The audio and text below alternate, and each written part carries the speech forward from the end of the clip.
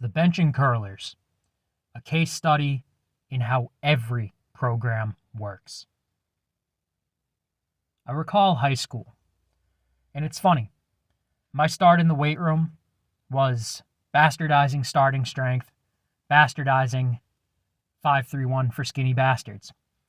I started off with full body. I squatted.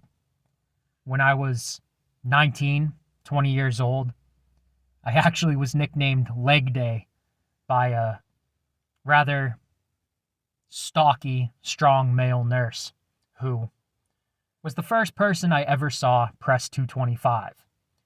It's kind of cool now, almost a decade later, realizing that I'm about as strong as that guy was. Online, you see those kids that do benches and curls exclusively ragged on. But the thing is, the ones that put effort behind it, they get great results as far as chest development, bicep development, and sometimes strength on the two. I remember this kid. He was a grade or two behind me. His sister was my age. He was kind of just unlucky. I remember in elementary school, people picking on him. I'm sure it was the same in middle school. And as a freshman in high school, he found his spot. He started going to the school weight room every day and fell in with all those other goofy kids that did nothing but arms, occasional benching. And some of these kids, by having no balance in their program whatsoever, they did hurt their shoulders, have terrible rounded forward shoulder posture. But they got big chests and big arms.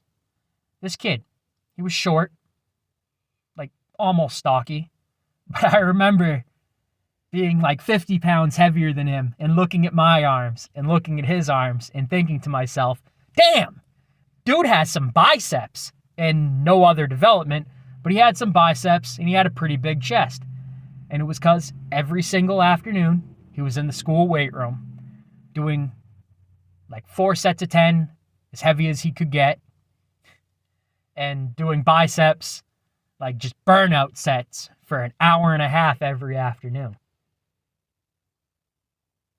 It might be a crummy program. It might be lacking the back work to keep the shoulders healthy in many cases, but not all. But those bench and curlers who bring it, the bench and curlers who bring it, they get chests and biceps. They put on their chests and biceps, and sometimes they get strong at what they train. It's like that with whatever you do. You don't have to have the perfect, quote unquote, scientifically backed program. You just need something that you'll do, that's workable, that you enjoy. Because it all comes down to consistent effort. You can have the worst program imaginable. And as long as you put effort into it consistently, you'll get big, strong, fit, well-developed. There's the conundrum of, I have no equipment. What can I do? You have your body weight, and you can go pretty far with just that, as long as that effort and that consistency is behind it. I was thinking about that last night. It's already dark. Didn't get any filming today, so I figured I'd put a podcast.